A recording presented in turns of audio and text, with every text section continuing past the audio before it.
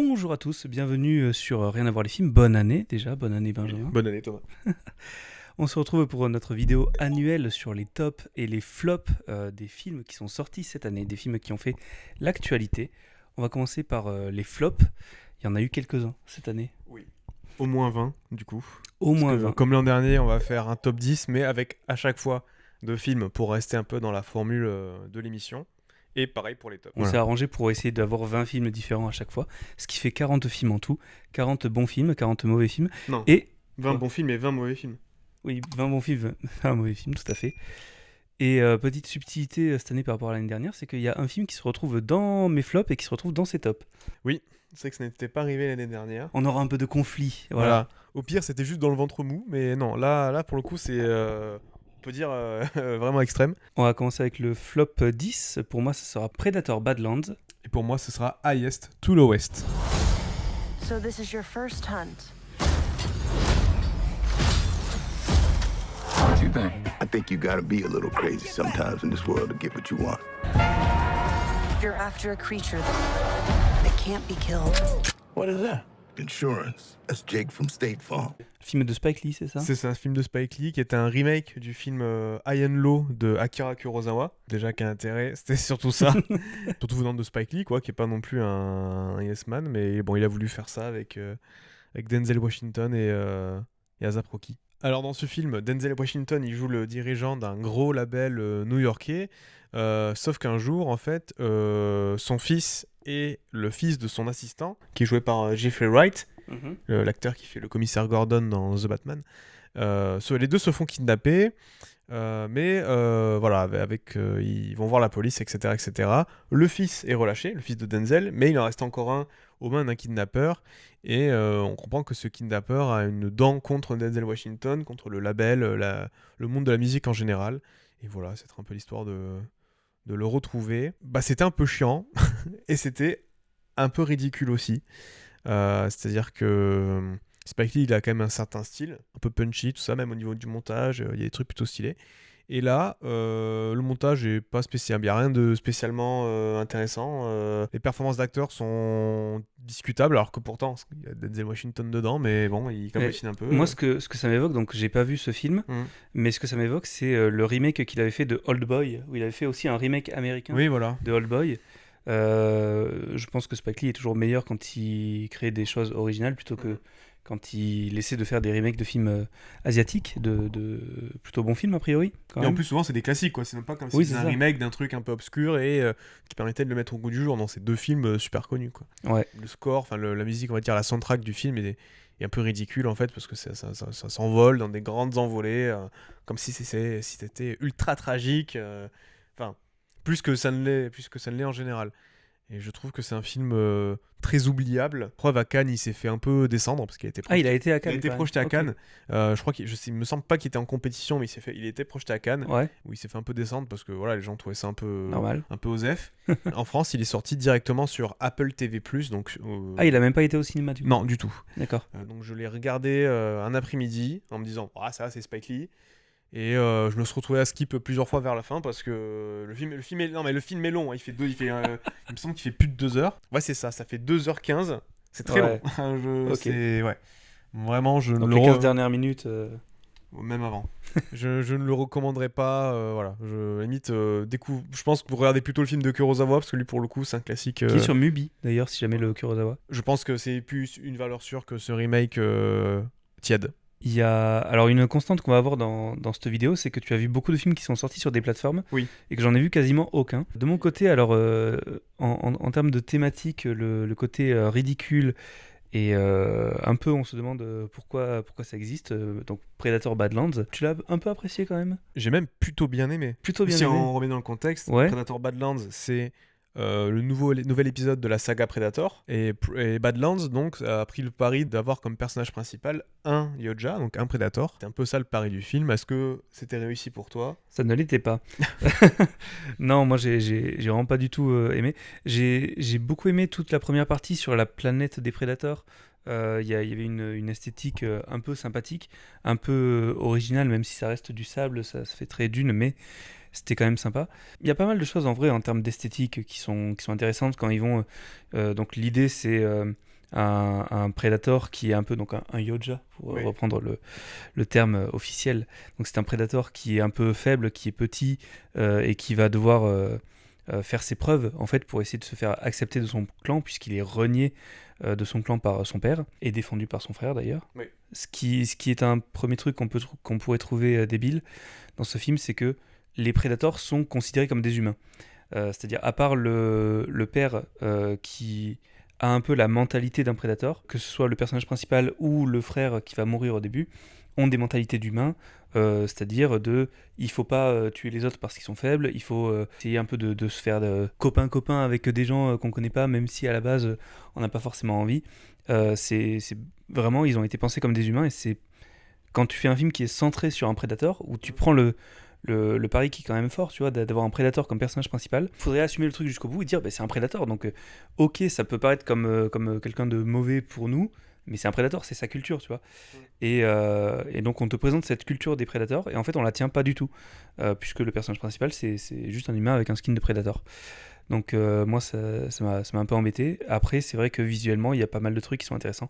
Donc sur la planète où il va devoir faire ses preuves, il va devoir aller tuer un monstre un peu intuable. Oui, c'est ça qui est drôle, c'est qu'il se dit je vais faire mes preuves, mais je vais aller sur la planète la plus dangereuse de la galaxie, chasser la bête que personne n'a jamais réussi. C'est ça, il commence niveau 0 et il veut tuer le boss final, quoi. C'est très dans le personnage, parce que tu parles du fait que le film ne respecte pas le lore, mais d'un côté si, parce que dans le film à chaque fois qu'on voit les Yoja, c'est des antagonistes, donc forcément ils sont pas plus développés que ça.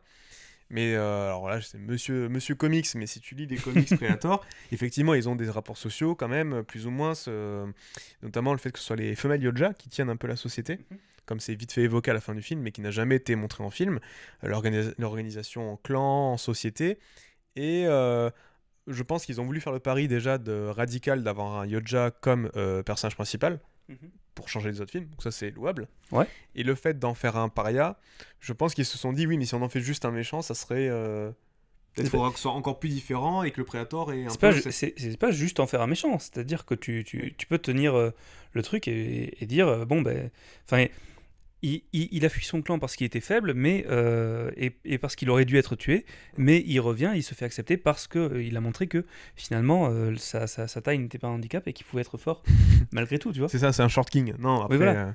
Après on est dans un flop 10, il est numéro 10, c'est pas le pire film qu'on a vu cette année. Non. Il y a eu pire, mais globalement, il n'y a pas eu de... Enfin, il y a eu quelques très très mauvais films, mais en vrai, ça va. Genre, effectivement, c'est un film assez oubliable, quoi, au final. Il a beaucoup de qualité, puisque sur cette planète où on va, effectivement, il y a cet aspect de... Tout l'environnement va vouloir le tuer, il va devoir s'approprier l'environnement pour essayer de se défaire de tout ce qui existe. Petit truc qu'on pourrait reprocher aussi, c'est que en fait on retrouve pas du tout le côté Predator, c'est-à-dire que le Predator il a des gadgets, il a plein de trucs, et là en fait il les a pas, il a même pas son casque, il a pas la vision thermique, il a rien du tout. Il doit se les gagner en fait, le voilà. fait d'être invisible, l'objet qui sert à se camoufler au Yoja, c'est comme un arbre de compétences quoi. Oui, c'est ça. Il doit se le gagner en chassant sa proie, ce qui est un peu logique, en se disant oui, si tu dois faire tes preuves, tu le fais sans tes gadgets pour montrer que voilà, tu peux faire sans. Ouais. Mais on va dire que si je peux glisser 2-3 mots sur le film, parce qu'il reviendra pas dans les deux vidéos, j'ai trouvé ça fun. C'est loin d'être le meilleur de la saga, mais c'était fun par le côté un peu ludique de un peu comme un jeu vidéo. Voilà, si on a pris un environnement totalement hostile, où même les herbes sont des rasoirs, où du coup tu peux pas te marcher dedans quoi. Il y a quelques idées fun, quelques mises à mort, surtout que le film n'est pas rated R, donc l'équivalent moins de 17 ans aux États-Unis comme les autres films de la saga. C'est le premier déconseillé au moins de 13 ans. Et oui, parce que c'est Disney. C'est Disney, mais Prey était R-rated et tout. Mais en fait, c'est juste qu'ils ont trouvé la combine. C'est parce que en fait, les seuls personnages qui se font tuer dans le film sont des androïdes. Donc c'est pas vraiment des humains parce que ils ont le sang bleu et tout. Bleu, voilà. Soit c'est des animaux. Enfin des créatures extraterrestres. Donc je pense que c'est grâce à ça qu'ils ont évité la classification. Ah oui, encore. Complètement, ouais. Mais il y a quand même des androïdes quand ils se font couper en deux ou quoi, c'est quand même plutôt fun. On n'a pas trop parlé des personnages, mais en même temps il n'y en a pas beaucoup. Il y a Elle Fanning. Il y a le Yoja, l'androïde incarné par Elle Fanning. Et le deuxième androïde incarné par Elle Fanning. C'est ça, qui est sa version méchante. Évidemment, c'est des androïdes de la Weyland-Yutani, donc c'est des références à Alien. Ils auraient pu faire revenir les personnages de Alien Earth. Ah oui. Comme ça, on aurait un joli crossover. Voilà, on fait pas un flop série, mais ouais. il serait numéro 1. J'ai mal. Pour conclure, est-ce qu'on peut essayer de trouver un parallèle entre les deux films adressés quand même ? Le personnage de Denzel Washington qui dans Highest to Lowest n'arrive pas à parler à son fils, à communiquer avec lui, et le fait d'être kidnappé n'arrange pas les choses. Et dans Predator Badlands, littéralement le père qui tue le frère dans les 10 premières minutes, voilà, c'est pas non plus... C'est un peu les seuls trucs que je vois. Très bien. On enchaîne avec le flop 9. Pour moi, ça sera Tron Ares.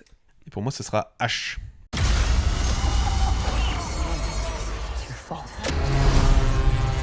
Virtual worlds, what are they going to look like when we get there?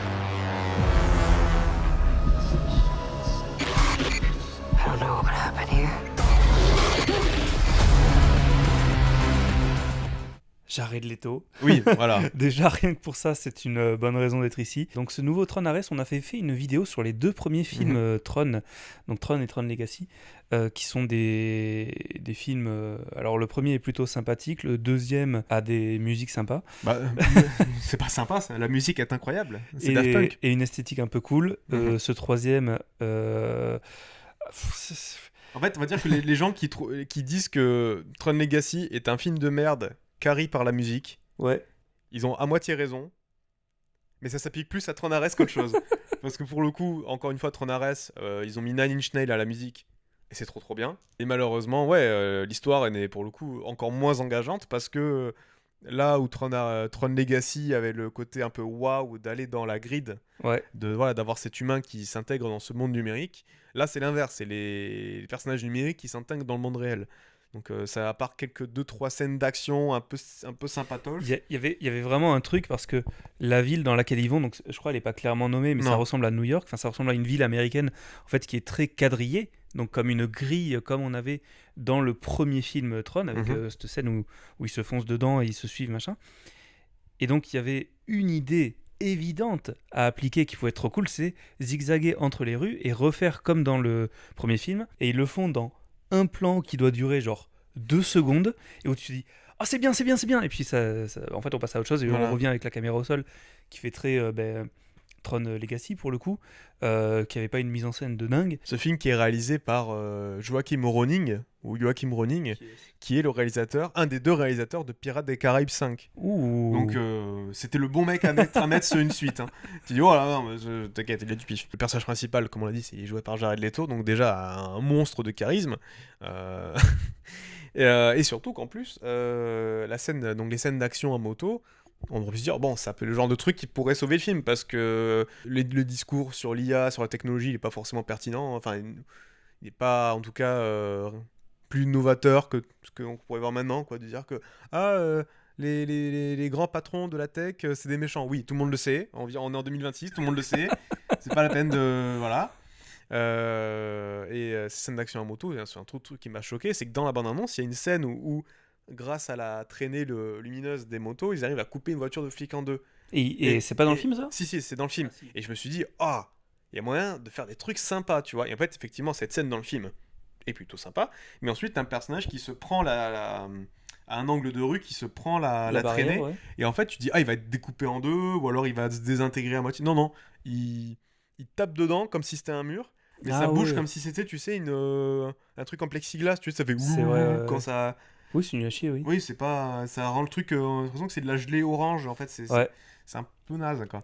Plus après, donc, ils vont... donc, il y a plusieurs niveaux de grille, un peu. Oui. Il y a la grille du jeu Tron, et il y a la grille originelle, puisqu'il retourne dans le premier jeu Tron, qui est devenu complètement vide, puisqu'avant, il y avait un peu de vie, maintenant, il n'y a plus rien. Il y a que... Comment il s'appelle ? J'ai perdu son nom aussi. Jeff Bridges. Jeff Bridges. Voilà, il n'y a plus que Jeff Bridges qui est là 10 minutes pour prendre son chèque. C'est ça. Voilà. Et pour dire oui, tu es l'élu, vas-y. Vas-y, Jared Leto. Prends le rayon, va-t'en. Voilà, ils ont fait quelques efforts sur le sound design et le talonnage pour que ça ressemble un peu au film de 84. Ouais. 82, je sais plus. Putain, c'est un peu... C'est très laid, d'ailleurs. J'ai pas dit que c'était beau, j'ai dit qu'ils avaient fait des efforts. La 3D est sympa. C'est vrai qu'il était diffusé en 3D, on l'a vu en 3D. Certaines scènes d'action en 3D étaient plutôt intéressantes. Mais à part ça, c'est surtout un film qui est très creux. Et en fait, aucune idée n'est aboutie. C'est juste un film, en fait, pour garder la licence Tron, presque. Il te tease une suite avec... Oui, mais une suite qui a été annulée, surtout, direct. Oui, bah oui, ça a été un flop, bizarrement. Ouais. Un flop au box-office, hein, bien sûr, mais un flop critique aussi. Aussi. Encore une fois, je pense qu'on pourrait conclure sur Tron RS en disant que ça ferait un très bon film en ciné-concert. Voilà, tu aurais Nine Inch Nails à fond dans la salle, ce serait très très stylé.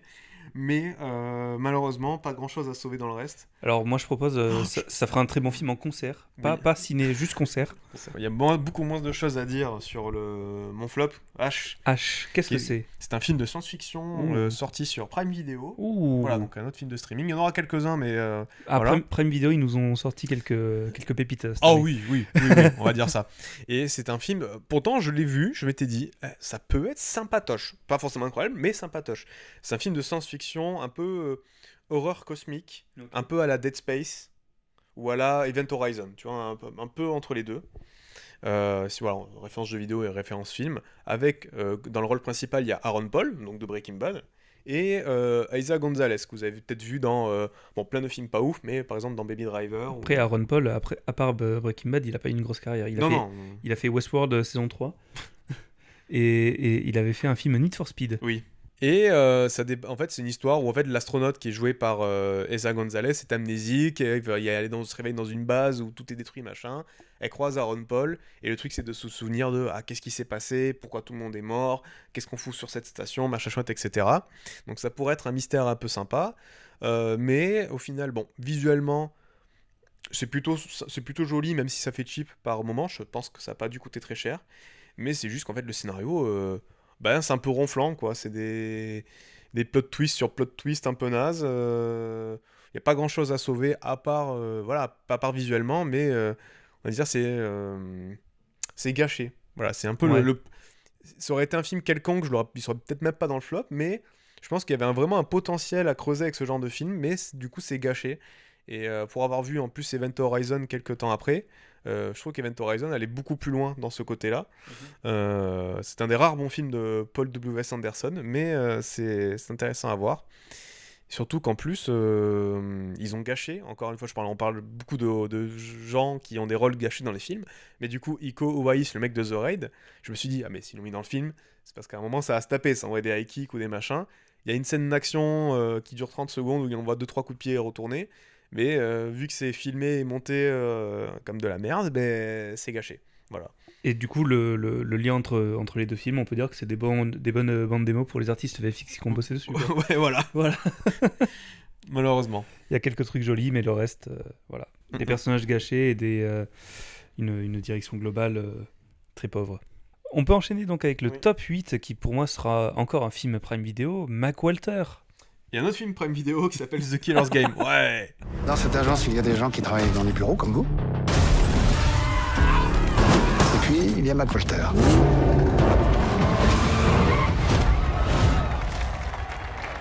Une nouvelle explosion a eu lieu hier soir. Alors comme ça, on est tous morts ? La honte. Moi, il y a ce truc de... Les films qui sortent direct sur Prime Video, c'est quand même très souvent de la merde.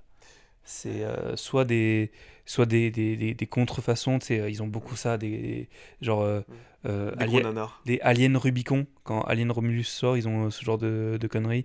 Oui. Et souvent, quand un film français sort direct sur Prime Video, c'est que vraiment, c'est pas terrible. Ce qui a fait que j'y suis quand même allé, c'est que c'est le film de Mr. V, Mac Walter, voilà, bon... a priori, on aime plutôt bien Mr. V, voilà. Oui, il fait partie de la génération, voilà. Vraiment, voilà, on a un peu grandi avec lui aussi. Et le voir faire un film, on se dit c'est cool. Et en plus sur son personnage du flic qu'il avait dans ses vidéos. Donc, sur le principe, pourquoi pas. Le début se tient plutôt bien, en vrai. Il y a quand même une bonne première partie. Il y a tout un twist, en fait, où il va partir dans un truc un peu dramatique, un peu comme ça, qui soit il y va à fond, soit il y va pas du tout. Et en fait, il est un peu dans cet entre-deux il essaie quand même de désamorcer parfois et des machins. Et en fait, ça marche pas. Les blagues sont lourdes, mais bon, c'est Mr. V, on est un peu habitué.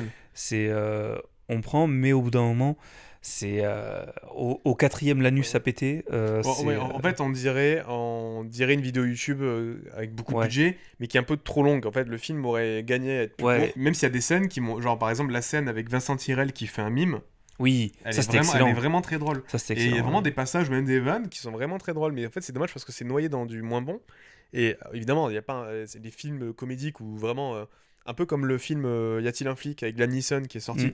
Qui, pour le coup, là, on l'a vu en plus au ciné, on s'est pissé dessus. Vraiment très drôle. Il y a une vanne toutes les 30 secondes. C'est impossible de rire à toutes les vannes, mais pour le coup, 90% des vannes de la elle passe super bien. C'est ça qui est compliqué parce que forcément il a souffert un peu de cette comparaison. Il en a parlé parce que des films avec cet humour très très très absurde, c'est rare et il y en a 2 qui sont sortis cette année. Effectivement, quand tu fais la comparaison, en termes d'écriture, alors que pourtant il y a tous les gens drôles de YouTube, tu vois, qui sont dessus, ça marche vachement moins bien que Y a-t-il un flic. Oui, The Killer's Game, donc sur Prime Video aussi, mais ça fait partie des films qui sortent d'abord aux États-Unis. Qui n'ont pas encore de date de sortie en France. Et ils sortent au ciné aux États-Unis. Voilà, ils sortent au ciné aux États-Unis et en fait, souvent ils se ratent au box-office, ils se plantent et du coup en Europe, pas qu'en France mais en Europe, souvent ils sortent du coup directement sur Prime Video, ce qui était le cas pour ce film-là, où on suit Dave Bautista qui joue un tueur à gages qui est censé être un peu un cador dans ce monde-là. Qui rencontre une fille qui est jouée par Sofia Boutella, qui est danseuse. Ils vivent leur petite histoire d'amour, tout ça, etc. Et un jour, Dave Bautista reçoit un avis médical, comme quoi il a une grosse maladie au cerveau, une tumeur, un truc comme ça. Et il lui reste que 15 jours à vivre. Sauf que, voilà, lui, vu qu'il est chrétien, tout ça, il veut pas se suicider. Qu'est-ce qu'il fait ? Il se dit, regarde, je vais mettre une prime de 60 millions sur ma tête. Du coup, tous les tueurs à gages, ils vont venir. Et au moins je partirai dans un boom. Et évidemment, au moment où le contrat s'active, il y a son docteur qui l'appelle pour dire en fait, on s'est trompé, t'es pas Mouron, d'ailleurs, on a échangé le dossier, quoi. Et moi, justement, j'avais vu la bande-annonce. C'est drôle, en vrai. Et je m'étais dit, le pitch est drôle. Putain, le pitch est trop drôle. Et puis, j'aime bien Dave Bautista, en vrai, je trouve que c'est le meilleur catcheur devenu acteur. Et là, dans le film, il est pas mauvais, quoi. C'est juste que, en fait, je me suis dit, ça va être un film un peu dans la délire Bullet Train, tu vois, film d'action, avec des personnages un peu en couleur, qui se prend pas trop au sérieux. Et pour le coup, Bullet Train, je trouve que c'est plutôt un film d'action. Et de l'action, de la première seconde à la dernière seconde. Ouais, voilà, vraiment très qui va à fond la caisse. Bien foutu. Et en fait, le film, l'action est pas forcément mauvaise. Enfin, je veux dire, il y a pas de scène qui m'est trop reste en tête, mais j'ai pas trouvé ça mauvais, mal chorégraphié ou mal monté. C'est juste qu'en fait, c'est très oubliable et que surtout les personnages des tueurs à gages qui viennent le voir, justement, c'est là où, quand un personnage principal qui est plutôt, on va dire, réaliste, ou du moins très sobre, d'avoir des antagonistes très hauts en couleur pour contraster et de se dire ah oui, ça c'est tel méchant, c'est le méchant qui a ce truc, tu vois. Donc en fait, ils essaient de faire ça, mais ça marche pas. Et pourtant, il y a des acteurs parmi les méchants, genre il y a Terry Crews que vous avez vu dans Brooklyn Nine-Nine, qui moi j'aime bien aussi parce qu'il est doué pour faire de la comédie, tout ça. Et ouais, non, enfin, il y a aucun méchant dont je me rappelle. Enfin, malheureusement, ça tombe un peu à plat. Alors que la première demi-heure m'avait donné un peu d'espoir. Et en fait, c'est juste. C'est ok. Encore une fois, c'est le top flop 8. J'ai pas passé un mauvais moment. Mais c'est juste le genre de film où vous allez le mettre un soir, vous allez le finir et vous allez l'oublier, quoi. Sachant qu'en plus, vu qu'il est sorti en début d'année, ça aide pas beaucoup pour aider à vous donner des trucs précis, quoi.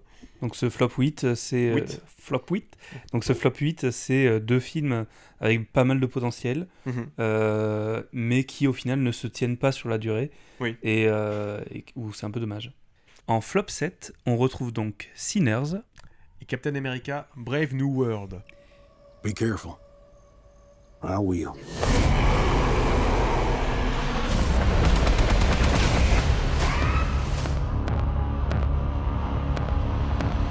Sinners, pour le coup, je vais être seul à en parler pour l'instant, puisque c'est le film qui se retrouvera à une certaine position dans tes tops. Oui. Donc le contradictoire reviendra dans la prochaine vidéo. C'est ça, j'essaierai d'en dire le moins. Sinners, donc un film réalisé par Ryan Coogler qui a pour personnage principal Michael B. Jordan ainsi que Michael B. Jordan. Tout ça pour parler d'une histoire de vampire comme ce qui était vendu. L'histoire du film, c'est donc ces 2 frères jumeaux qui vont organiser une superbe soirée dans leur ville américaine. Ils viennent apparemment, ils ont fait fortune à Chicago. Et ils reviennent dans le Mississippi pour ouvrir leur... un joint, enfin un club de jazz Voilà. Dans le Marais. Et toute cette première partie en fait est plutôt sympathique parce que on nous montre toute cette histoire afro-américaine et cette lutte un peu contre les blancs un peu racistes qu'il peut y avoir là-bas. Sauf que d'un seul coup, il y a des vampires qui sortent un peu de nulle part, c'est pas forcément expliqué, mais pourquoi pas, et qui vont venir saccager cette soirée. Moi, le plus gros problème, c'est que je ne comprends pas pourquoi le film devient un film de vampire. Pourquoi c'était pas un film de vampire dès le début. Pourquoi j'ai beaucoup de questions. Qu'est-ce que ça représente ces vampires?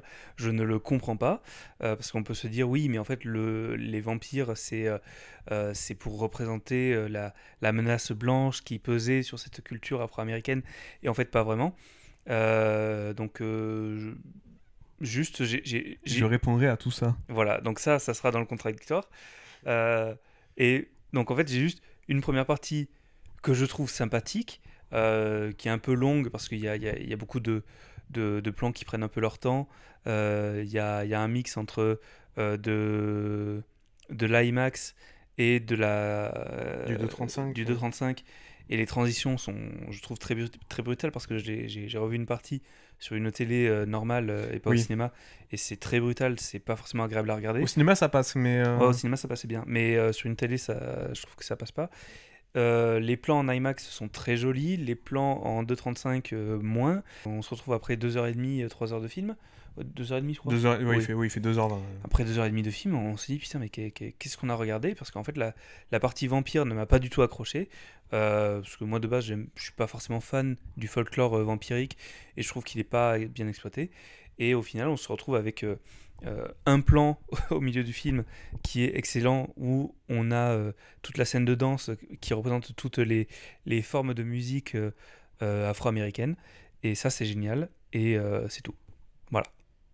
Tu restes vague quand même. Je reste très vague, oui. Je reste vague, mais je porterai un peu plus de contexte et j'essaierai de répondre à tes interrogations. Ça veut pas dire que je vais te convaincre, parce que c'est pas ça le but. Non. Mais on en reparlera. Non, mais après, voilà, je pense que c'est aussi une question de goût, mais non, bien sûr. Quand on voyait le film sortir et que tout le monde était hyper fan, que tout le monde disait mais c'est le meilleur film sorti cette année et tout, et au final je vois ça, je ne comprends pas aussi pourquoi les gens apprécient autant ce film alors que moi je trouve vraiment pas grand chose. Je t'ai traîné pour le voir au cinéma. Oui, en plus, oui. Alors que du coup je t'allais voir déjà une fois et je te disais faut que t'ailles le voir, je fais t'allais tous les deux et voilà. C'est pas grave. Mais et donc pour rester dans cette culture afro-américaine, Captain America Brave New World, qui n'en parle pas beaucoup. Non. La transition n'était pas... Non, mais justement... Captain America, voilà, c'était un des Marvel sortis cette année. Le premier d'ailleurs, parce qu'il est sorti en janvier, il me semble.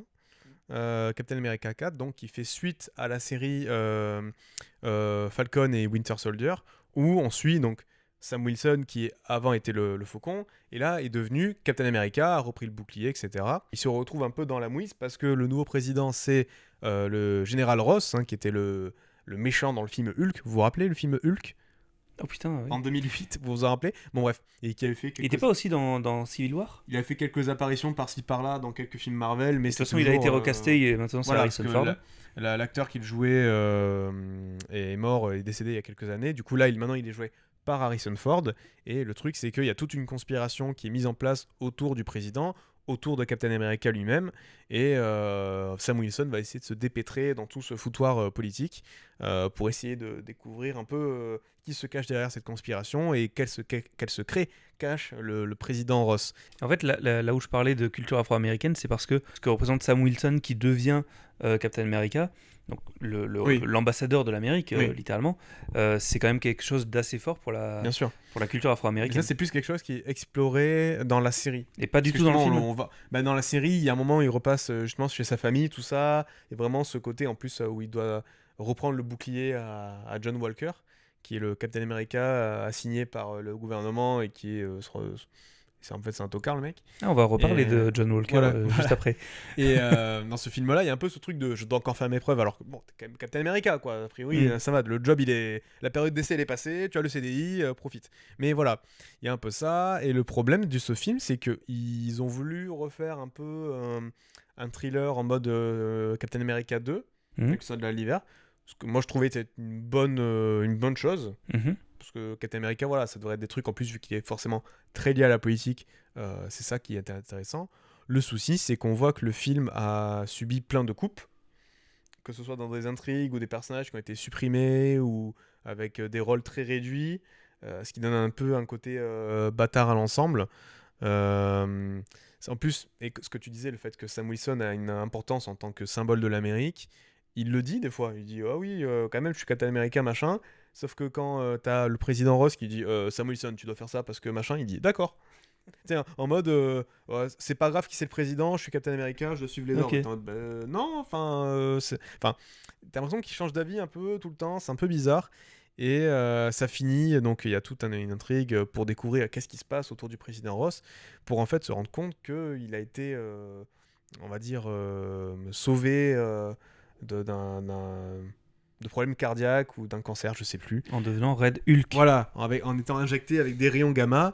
Et en fait, à la fin du film, il est manipulé pour devenir le Hulk rouge. Donc on a un magnifique Harrison Ford de 3,20 m en CGI, tout colère. Apparemment, il est plutôt pas mal fait. Plutôt bien fait, c'est juste les incrustes qui piquent les yeux des fois. Parce que malheureusement, il y a plein de scènes qui ont été retournées sur des fonds verts et ça se voit. Il y a un peu le syndrome, un peu comme dans la version cinéma de la Justice League, où d'un plan à l'autre, il y a un fond vert dégueu qui apparaît. Et le combat final qui a été montré dans les bandes annonces, parce qu'il n'y a aucun suspense. Ils ont dit oui, c'est le Hulk rouge. Voilà, tout le monde savait que ça allait être le cas. Ils se sont dit, bon, on va le mettre dans les bandes annonces. Comme ça, t'as aucun mystère pendant le film. Parce que pendant tout le film, on te dit, mais le général Ross, il est bizarre un peu. Tu te dis, oui, c'est le Hulk. Tout le monde a vu la bande annonce. Tout le monde a vu l'affiche du film. Parce que même si tu regardes pas les bandes annonces, il y est sur l'affiche. Donc tu te fais spoiler, quoi qu'il en soit, t'es baisé. Et le combat final, en fait, il est pas super. Tu as vu dans les bandes annonces, il s'énerve, il saccage la Maison Blanche. Parallèle, saccage la Maison Blanche. Il fout 2-3 patates à Sam Wilson qui peut rien faire parce que. Bon, il a beau être Captain America avec une tenue en vibranium, en face c'est Hulk, donc au bout d'un moment ça va 2 minutes. Hein. Et il lui dit non mais rappelle-toi ta fille quand t'allais voir les arbres, t'as vu en plus on est avec des arbres, des cerisiers, rappelle-toi ta fille. Et il fait oh c'est vrai, j'étais gentil. Et du coup il est plus gentil, du coup il est plus méchant. Et du coup c'était un peu décevant. Il y a une scène d'action un peu stylée, parce qu'à un moment forcément il y a... je viens de dire ça, je viens de me faire le parallèle là, mais en gros... vous vous rappelez des Éternels, le film Marvel que personne n'a vu? Il a fait la connexion avec les Éternels, oui, le film. Parce qu'en fait, à la fin du film Les Éternels, il y a un Éternel. J'ai bien aimé les Éternels. Moi aussi, mais qui sort de l'océan et qui gèle. Et en fait, quand il jette, c'est devenu du vibranium, donc un métal, de l'adamantium, un métal très connu et très résistant dans l'univers Marvel. Et forcément, vu que c'est dans le Pacifique, il y a des pays qui veulent tous une part du gâteau, dont les États-Unis et le Japon. Et t'as un moment où les États-Unis sont en mode bon, en fait, on va attaquer le Japon, on s'en bat les couilles, ils nous font chier avec leur porte-avions. Et là, c'est là que je me dis, peut-être qu'il y a un an, tu disais, et finalement, ils attaqueront le Japon, les États-Unis. Et maintenant, tu regardes, là, on est en début 2026, tu fais. Est-ce que finalement, le Venezuela, ils se sont pas un peu appropriés l'Éternel Voilà, ils voulaient de l'adamantium, bref. Un autre sujet. Mais du coup, il y a une scène où Sam Wilson profite d'avoir des ailes pour virevolter entre des porte-avions. Il est poursuivi par des avions de chasse. Il doit sauver d'autres avions de missiles qui vont vers eux. Enfin, pour le coup, cette scène est plutôt sympa. Mais tout le reste, c'est très osef. Le mystère est pas spécialement bien tenu parce que, comme je l'ai dit, tu sais que le président c'est Hulk. J'ai beaucoup trop parlé d'un film qui, je pense, ne mérite pas beaucoup de temps. Enfin, c'est juste un Marvel un peu oubliable. Ouais. Et c'est dommage parce que je pense qu'on était en droit d'en attendre plus du premier film de Sam Wilson, parce que ça a beau ne pas forcément être le personnage le plus populaire ou le plus, on va dire, le plus intéressant. J'aimais bien le fait qu'il devienne Captain America, et j'aurais aimé avoir un film à la hauteur de Captain America 2. Attends, on n'a pas fait le point commun entre les deux films. Le point commun entre les deux films, pour moi, c'est que il a une... Enfin, donc, j'ai pas vu Captain America, mais pour moi, c'est des films qui sont essentiellement censés parler et mettre en avant les communautés afro-américaines donc au sein des États-Unis, et qui, au final, vont vers autre chose. Je suis à moitié d'accord, mais oui, je suis d'accord que pour Captain America, mais oui. T'as un autre parallèle à dresser, toi ? Bah du coup, non. Très bien. En flop 6, pour moi, on va rester dans l'univers Marvel, parce que je n'ai pas vu Captain America, mais j'ai vu Thunderbolts. Et on va parler d'un film français. Voilà, face à une grosse, un blockbuster français, je dirais même, face à un autre blockbuster américain. On va parler de Chien 51. The Avengers are not coming. Alma, reconstitution. This team can be the heroes on the Wheaties box. Donc Chien 51, le nouveau film de Cédric Jiménez qui est réalisé Bac Nord et Novembre, et la French aussi, parce que j'ai juste un peu l'impression que ça va être des films avec Gilles Lelouch qui fait « Non mais oh, non mais attends, je suis Gilles Lelouch !» Et en fait Chien 51, c'est un peu ça. C'est juste que je me suis dit bah, c'est de la SF française, il y a Gilles Lelouch, il y a Alex Zarkopoulos. C'était vendu comme un film de science-fiction et tout, et au final bon, en fait, il y a des drones et t'as des plans larges sur Paris où tu vois des gratte-ciel. C'est de la SF, il y a des gratte-ciel à Paris. Voilà. Mais... En fait, ils ont juste filmé à la Défense. Après, ça s'arrête là. Non, il y a des gens qui peuvent se faire des chirurgies pour ressembler à d'autres mecs. Et on va dire c'est la SF, c'est la SF gentille. Hein. C'est Black Ops 2, tu vois. C'est vraiment... t'as des drones, quoi. C'est...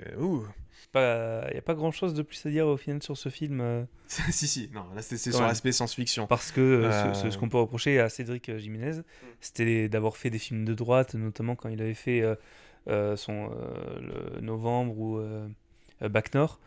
Des films que j'ai pas vus parce que ça m'intéresse pas du coup de voir des films qui se font approprier par ce genre de parti. Et Chien 51, ça avait été un peu vendu comme le film de gauche de la part de Jiménez. Qu'en est-il ?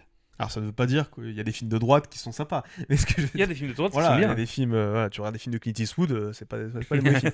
Non, ce que je veux dire, c'est que tu te dis, c'est un film qui parle de division sociale, parce que littéralement Paris est divisé en zones. Comme actuellement, c'est des arrondissements. Ah bah oui, merde. Non mais voilà. Mais là, c'est encore plus dans ta gueule. Et il y a des révolutionnaires. Enfin, c'est une histoire de révolution, d'enquête, où t'as un truc, des complots avec le ministère de l'Intérieur. Le ministre de l'Intérieur qui est joué par... Romain Duris, voilà, et qui en fait des caisses pour dire non, je ne suis pas du tout le méchant de l'histoire. Alors que c'est le méchant de l'histoire. Enfin, pas dans le film. Oui, voilà. Mais pour checker une case de plus sur le bingo des trucs clichés des thrillers contemporains, il y a une IA. Une IA, voilà. C'est-à-dire qu'il y a la police s'aide d'une IA qui s'appelle Alma pour... C'est pas Jared Leto ? Non. Enfin, j'en sais rien, on voit pas son visage. Pour recréer des scènes de crime, un peu comme le truc de Batman dans les jeux Arkham. Ouais. Voilà, où en fait, il recrée les scènes de crime pour dire il s'est passé ça, ça et ça, donc c'est lui le coupable. Et en fait, le personnage de Adèle Exarchopoulos, qui est une flic dans les quartiers hauts, et Gilles Lelouch, qui est un flic dans les quartiers bas, se retrouvent à devoir collaborer ensemble pour mener à bien une enquête parce qu'il y a des gens importants qui sont fait tuer, etc. Et tout ça pour se rendre compte que, enfin, spoiler, en fait, l'IA est manipulée par le ministère de l'Intérieur pour faire incarcérer les révolutionnaires et les personnes indésirables. Et tu dis, waouh! Et en fait, non! Replot twist, en fait, l'IA, c'est Skynet, elle est devenue autonome et elle fake des vidéos du ministre de l'Intérieur qui dit des trucs de compromettants, je sais plus, je m'en fous. Voilà, et qui fait qu'il faut détruire l'IA. Et en fait, au final, Gilles Lelouch meurt à la fin du film. Oh mais non, tu m'as spoilé. Voilà, Gilles Lelouch meurt à la fin du film. Et en plus, c'est très ridicule parce que forcément, ils te font une romance totalement artificielle et très gênante entre Gilles Lelouch qui est là, oh, je suis Gilles Lelouch. Et mais c'est vraiment, non mais vraiment, et Adèle Exarchopoulos, voilà, une romance très gênante. Et forcément, à la fin, les deux sont blessés. Gilles Lelouch meurt. Et ce qui est très drôle, c'est que c'est vraiment la fin du film où ils sont tous les deux, ils sont chacun dans une chambre d'hôpital, mais genre les deux sont mitoyennes. Les chambres sont mitoyennes. Et en fait, au moment où Adèle Exarchopoulos sort de son coma ou de... Ben voilà, en fait, Gilles Lelouch meurt en même temps. Et du coup, elle est là, non, j'aime. C'est vraiment ridicule, c'est cliché à mort. Et c'est dommage parce que... Bon, j'ai pas lu le livre, mais à ce qui paraît, c'est pas forcément mieux. Mais tu dis, un truc qui est un peu de moyen, du budget, des acteurs. Bon, je rigole, je me fous de la gueule de Gilles Lelouch, mais c'est pas un mauvais acteur. Et Adèle Exarchopoulos est une très bonne actrice. Donc, il y a pas de problème par rapport à ça. C'est juste que le film est ultra cliché. J'avais un peu d'espoir au début. Donc encore une fois, un problème de concept pas tenu et de clicheton. Non, quoi. C'est même pas que c'est pas tenu, c'est juste qu'il y a quand ils font de l'exposition, bah c'est de l'exposition. Donc tu dis pas c'est cliché, c'est juste c'est l'exécution en fait, c'est toute l'exécution. Et c'est chiant quoi. Enfin, il y a vraiment un ventre mou dans le film. C'est essayer de faire des commentaires, mais qui sont des trucs qui ont été vus 1000 fois. Il y a rien de révolutionnaire. Il y a un potentiel gâché quoi. pour rester sur le potentiel gâché, ce fameux film qui nous était vendu comme le film Marvel by A24, un film d'auteur Marvel et tout, qui au final n'en est rien. J'ai vu quand même pas mal de bons retours sur Thunderbolts, puisque c'est de ce film qu'il s'agit, ou de New Avengers, est-ce qu'il faut le nommer, puisque le film a 2 titres, ce qui est assez incompréhensible. Ils ont joué sur la hype, parce que le film s'appelle Thunderbolts avec une astérisque, et on se dit, pourquoi ça ? Ça veut dire quoi cet Voilà, astérisque ? et en fait, ils te disent à la fin du film. Oui, en fait, c'est New Avengers. L'équipe change de nom à la fin. Pourquoi est-ce que c'est les nouveaux Avengers ? Enfin, je sais pas, il y a quand même déjà une équipe d'Avengers, de ce qu'il en reste. Bref, mais là, c'est les New Avengers, c'est les Avengers du gouvernement. C'est ça, c'est la Suicide Squad, donc c'est plusieurs méchants que vous avez oubliés dans les précédents films du MCU qui se regroupent pour faire une mission gouvernementale. Ce qui était intéressant dans le film, c'est que donc on est sur un film globalement de super-héros, d'un groupe de super-héros, ils ont des pouvoirs, ils se rencontrent, ils s'entretuent vraiment pour... Oui, il y en a un qui le passe, quoi. personnage de Ghost ou de je sais pas quoi. Non, c'est le Taskmaster. Ah, le Taskmaster. Vous vous souvenez du film Black Widow ? Je l'ai pas vu. Non, ça va, c'est pour te dire que t'as Olga Kurilenko qui arrive, qui enlève son masque, qui fait « Bonjour, je suis Olga Kurilenko, je prends mon chèque ». Elle se passe 2 secondes, elle se prend une balle dans la tête. Voilà, et tout le monde le savait parce qu'elle disparaissait complètement des bandes annonces. Oui. Il y a un personnage de l'équipe qui n'a pas de pouvoir, c'est juste qu'il tombe dessus lors d'une mission dans un bunker, et le mec on sait pas ce qu'il fait là. Et en fait, on se rend compte qu'il a plein de pouvoirs, mais qu'il a un peu comme 2 personnalités. Et c'est cette deuxième personnalité et après, qu'ils vont devoir affronter en fin du film. Et il se fait aussi un peu manipuler derrière. Voilà. Il prend le dessus parce que c'est quelqu'un qui est pas très bien dans sa peau et qui va essayer de devenir hyper important et tout. Voilà, c'est en fait tous les membres de l'équipe se sentent mal dans leur peau. Ouais. Et c'est en surmontant un peu leur peur et leur trauma qu'ils vont arriver à avancer ensemble. Ce qui change un peu des autres films de super-héros où c'est souvent je vais taper le méchant très fort. Oui, mais... oui, c'est ça, c'est-à-dire qu'il n'y a pas de combat final de dire, voilà, il y a un gros fight comme dans Captain America ou n'importe quel autre film, c'est plus ils vont aller plonger dans les souvenirs chacun les uns des autres pour essayer de régler leur trauma. Parce que de toute façon, le méchant est clairement trop fort pour l'équipe. C'est ça. Parce que c'est ça le truc, c'est que de base, le héros, donc c'est Bob, qui... Une fois qu'il a ses super pouvoirs, bricole. Non, c'est ça. Non, il s'appelle Sentry, c'est l'équivalent de Superman. Donc on peut te dire que le Red Guardian ou Bucky, ils vont pas faire grand chose de. Voilà, ils se font jeter littéralement. Et la version maléfique qui peut vaporiser les gens comme ça. Voilà, pareil, c'est un peu trop hypé. À se dire qu'est-ce qu'ils vont en faire dans Avengers, parce que c'est un peu comme. Oui, c'est ça. C'est un peu le même problème que Captain Marvel, c'est-à-dire que quand t'as un personnage qui est vraiment si surpuissant que ça, qu'est-ce que tu peux faire ? Est-ce qu'il peut pas juste arriver face à Thanos ou là à Doctor Doom et faire hop, fini ? Parce que du coup, ce personnage de Bob, il va revenir dans les suites. Bah, il va être dans Avengers, il y a des Thunderbolts dans Avengers, dans Doomsday. Eh ben, c'est juste que ça va être le truc de non, je ne peux pas utiliser mes pouvoirs parce que j'ai trop peur de relâcher mon côté obscur. Voilà, et il y a un moment dans le film, sûrement à la fin, il va arriver faire boum, et voilà. Très bien. Après, là, je rigole du film. Je l'ai bien aimé, je trouvais ça sympa. Quelques idées intéressantes, quelques trucs de mise en scène un peu sympa. Oui, ça, c'est effectivement, tu te dis, oui, par rapport à ce que nous propose Marvel ces derniers temps, qui quand même vole pas très haut, oui, c'est mieux. Est-ce que pour autant ça en fait un bon film ? Non. Pour moi, c'est juste ça ressemble à un Marvel de base, c'est-à-dire que c'est relativement creux, il n'y a pas de personnages intéressants, il n'y a pas de mise en scène intéressante, il y a de la mise en scène plus intéressante que dans d'autres films. Oui, mais c'est pas non plus... Ouais. Et pour autant, ça reste très creux, quoi. C'est des personnages dont je me fiche complètement. J'y suis allé parce que ça avait été vendu comme un film un peu intéressant, donc est-ce que vraiment il y avait quelque chose ? Non. Voilà, j'ai davantage préféré Les 4 Fantastiques qui étaient sortis un peu après, en juillet. Voilà, qui était un autre Marvel qui était plus intéressant que ça. Mais Thunderbolts, j'en ai juste rien à foutre en fait. Et les 3 ont plus ou moins bidé. Hein. Ah ouais ? Marvel a sorti 3 films cette année, les 3 ont plus ou moins bidé. Celui qui a le moins bidé, c'est Les 4 Fantastiques. Oui, c'est ça en fait. C'était pas non plus des méga succès. Parce qu'en fin d'année prochaine, on aura Doomsday. Enfin, en fin de cette année, du coup, on aura Doomsday qui est un peu le ça passe ou ça casse chez Marvel. Et on a Spider-Man cet été qui va sûrement marcher parce que c'est Spider-Man. Oui, c'est Spider-Man. On va dire que Marvel n'a pas eu la meilleure année du monde. Non, du tout, non. Contrairement à DC qui s'en est plutôt bien sorti. On enchaîne avec le numéro 5, puisqu'on va parler pour ma part de The Materialist. Ah oui, et on va parler de A Working Man. Working Man. C'était mon imitation de Jason Statham. I'm not asking for a miracle. I'm trying to settle. I promise you're going to marry the love of your life.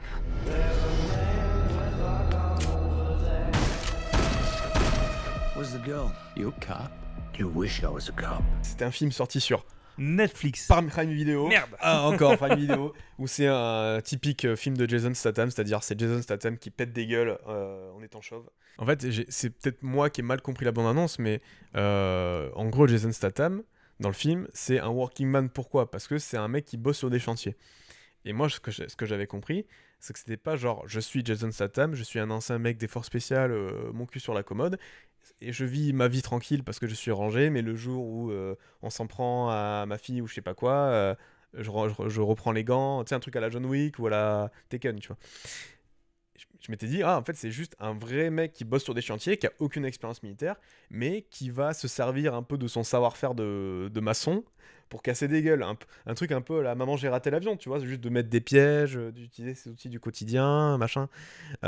Sauf qu'en fait, non, c'est vraiment ça, c'est vraiment juste, je suis un ancien militaire, du coup, je peux aller voir mon pote qui a des armes pour avoir des armes. Enfin, c'est ultra générique. Et je me suis dit, merde, c'est dommage.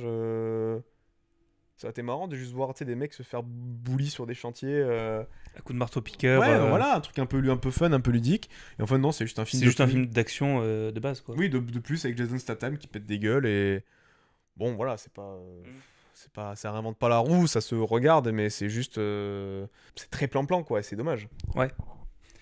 Donc, vraiment, je n'ai rien à dire de plus. Hein. C'est vraiment très basique. Eh ben, c'est à peu près le même discours que je peux tenir par rapport à The Materialist. On n'est pas beaucoup d'accord sur cette vidéo. Non, c'est pas. J'ai pas. Mais d'un film plan-plan et très classique. Oui. On est dans la bourgeoisie new-yorkaise avec Dakota Johnson, donc l'actrice de 50 nuances degrés. Et de Madame Webb. Oh putain, que des chefs-d'œuvre. Une femme matérialiste, donc qui est attirée par l'argent, par les objets, par beaucoup de choses, et qui va tomber en amour pour Pedro Pascal, qui est riche, et qui va un peu délaisser son amour de jeunesse qu'elle va recroiser, qui est donc Chris Evans. Et avec un comédien fauché. Voilà. Ouais, le truc, c'est qu'elle, son métier, c'est d'être une matchmaker. Voilà, c'est ça. Là, tu ferais un peu le truc à l'envers. C'est que oui. c'est une matchmaker, c'est-à-dire que son boulot, c'est de caser les gens ensemble. C'est Madame Tinder. Ouais, c'est ça. C'est un peu le truc. Je sais pas que ça existait encore. Mais elle fait ça pour des gens qui ont de la thune. C'est ça. Mais du coup, elle sait comment ça marche, elle sait qu'est-ce qui attire telle ou telle personne. Et en fait, c'est toujours basé sur des critères très précis, sur la taille, sur combien il veut d'enfants, mais même des trucs complètement absurdes. Ça, elle aborde les relations dans sa vie de façon très mécanique. Ouais, très algorithmique. Voilà, très algorithmique. Et je me suis dit, ça peut être intéressant de voir, quand tu es tellement dans ce mode de pensée, comment toi tu arrives à avoir une vie amoureuse. Et c'est un peu le pitch du film, ouais. C'est d'essayer de créer ça, alors qu'à chaque fois elle est en mode mais non, je peux pas sortir avec lui parce que il fait pas 1m78, tu vois exactement, ou ce genre de truc. Profondément inintéressant, profondément, je trouve tous les personnages hyper antipathiques en fait, surtout Dakota Johnson, parce qu'effectivement le fait d'aborder ce genre de relation comme ça, en fait ça fait que je n'ai aucun attachement envers elle, parce que elle est profondément détestable, puisqu'en fait elle se comporte comme ses clients qui sont détestables, et en fait elle est pas mieux. Et on voit Chris Evans qui essaie que je trouve beaucoup plus sympa en fait, qui essaie de se mettre à fond, de se plier en quatre pour essayer de lui plaire.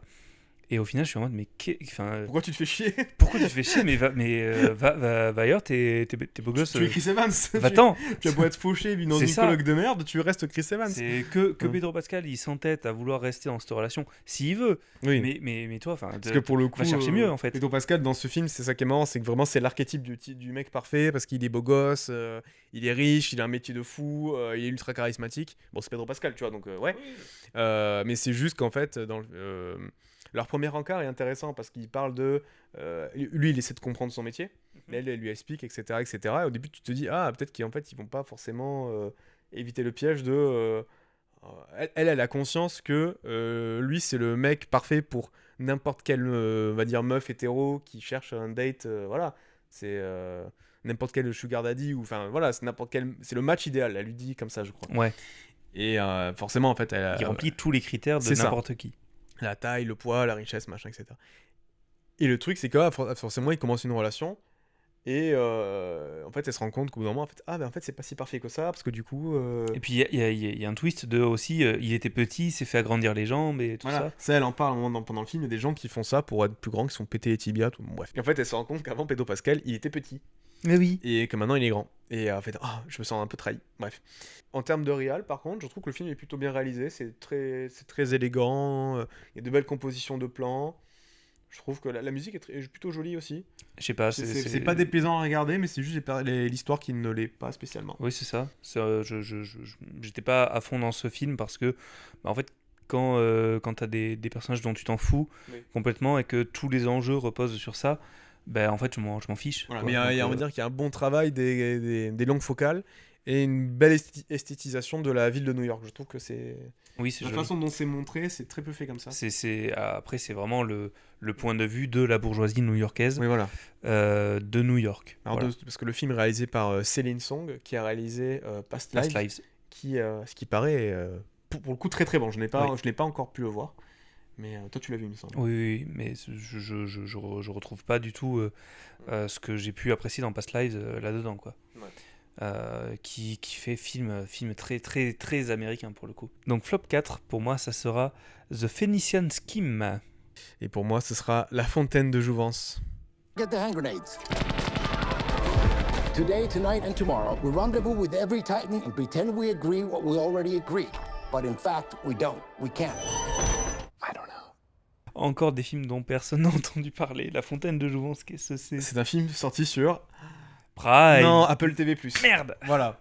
Mais c'est fou parce que Apple TV, ils avaient cette réputation quand même de faire des bons trucs, quoi. Oui. Sauf que là, c'est réalisé par, attention, Guy Ritchie. Oh. Guy Ritchie qui nous sort son film annuel, voire quand il n'en sort pas deux.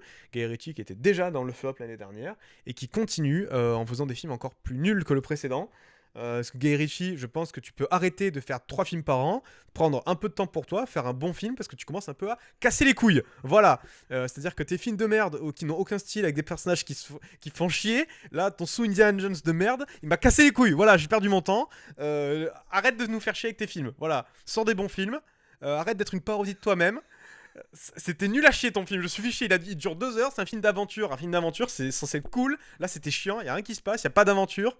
Ça se passe dans des villes, il n'y a rien de... C'est chiant, d'accord ? Voilà. Ah. Et donc, The Phoenician Scheme. Ah non, mais j'en ai marre. Guy Ritchie, si tu sors encore un film l'année prochaine et que c'est de la merde, je regarde plus tes films, voilà. Et je sais que tu regardes cette vidéo parce que... Voilà. On est très connus. Et donc The Phoenician Scheme, qui est donc le nouveau Wes Anderson. Je pense que je peux lui adresser la même critique. C'est le nouveau Wes Anderson qui fait du Wes Anderson. Dans la forme, dans le fond, il n'y a plus grand chose. C'est du Wes Anderson qui se regarde le nombril, qui se regarde mettre en scène et qui oublie de nous raconter une histoire, de nous raconter quelque chose d'intéressant. J'ai oublié de quoi ça parle, je suis incapable de dire de quoi ça parle. Il y a des acteurs connus, il y a des plans symétriques, il y a des couleurs pastel. Voilà. Et il y a une voix off. Il y a une voix off et c'est tout, on se fait chier. Même dans son précédent Asteroid City, il y avait des qualités, il y avait des trucs intéressants, il y avait des moments de surprise. Et dans ce nouveau, il n'y a plus rien. J'ai complètement oublié tout ce dont parle le film. J'ai tout oublié. Je l'ai vu en n'ayant pas trop d'espoir, mais parce que j'avais peur que ce soit un peu le Wes Anderson, pas qui se parodie lui-même, mais on n'en est pas loin. Et en fait, je l'ai vu, je trouvais ça ok. Je m'attendais à pire, c'est pour ça. Je m'attendais à pire.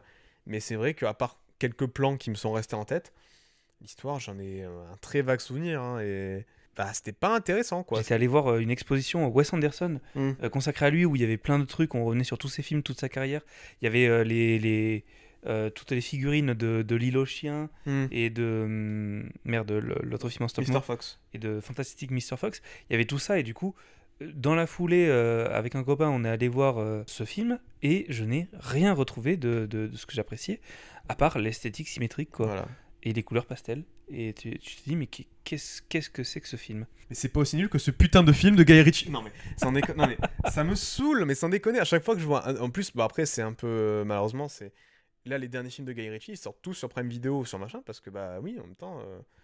Le dernier bon film, entre guillemets, de Guy Ritchie, The Gentleman, mais c'était il y a 5 ans, tu vois. Ouais. Là, depuis, il a dû faire, sans déconner, il a dû faire 6 ou 7 films. J'en ai vu aucun. Il y en a aucun qui est bien, quoi. Vraiment, soit tu poses les crampons, mais vraiment, enfin... c'est surtout que ça me tue qu'ils continuent de donner autant de budget pour faire des films qui sont vraiment pas intéressants. Alors, peut-être qu'ils marchent très bien sur les plateformes, parce que des fois, il y a des films de plateforme qui sont vraiment pas ouf et qui marchent très très bien dessus. Qu'à voir certains films sur Netflix, du genre Electric State, Red One ou comment ça s'appelle, Red Notice, enfin les trucs avec The Rock là, c'était des cartons, tu vois, alors que c'est des films, ils sont nuls à chier, quoi. Mais là, je pense que le parallèle, on a direct, c'est 2 réalisateurs qui sont sur la pente descendante, qui devraient freiner le rythme et juste prendre un peu plus de temps pour mieux faire leur film. Ouais. Parce que là, vraiment, ça devient des parodies d'eux-mêmes. Mais c'est très grave. Pour le coup, Wes Anderson, il avait eu cette petite fulgurance sur Netflix où il avait sorti une petite série de courts-métrages qui était vraiment intéressante.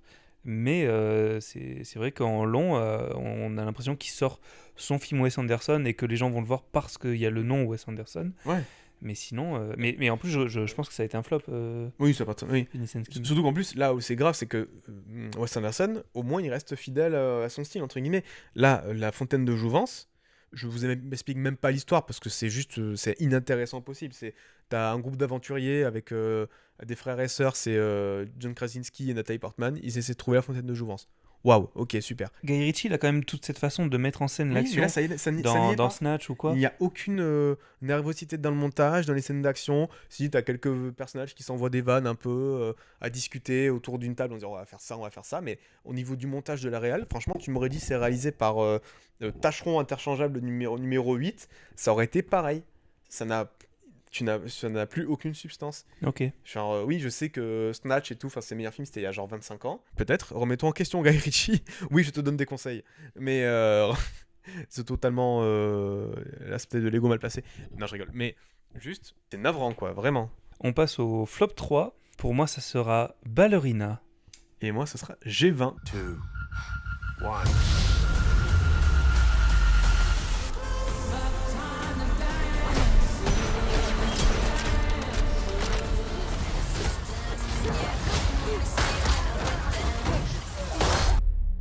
Looks like you already have.